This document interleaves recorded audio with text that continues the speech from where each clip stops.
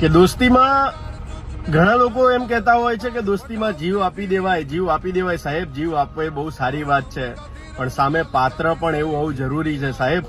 પછી તમે એના માટે જીવ આપી દો અને એ તમારા માટે ખાલી વાતો કરે ને, એવા મિત્રોની જરૂર નથી સાહેબ આ દુનિયામાં. અહીંયા તો તમે જીવ આપો તો એ તમારા માટે પણ અડધી રાતે જીવ આપવા તૈયાર હોય અને એ તમારા દરેક દુઃખમાં તમારી જોડે હોય અને તમારા દરેક દુઃખમાં તમને એમ કે ભાઈબંધ મૂંઝાતો નહીં, હું તારી સાથે છું.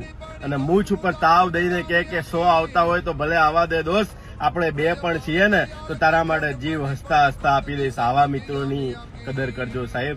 બાકી બલિદાન છે ને એ પણ પાત્ર જોઈને આપવામાં આવે છે સાહેબ.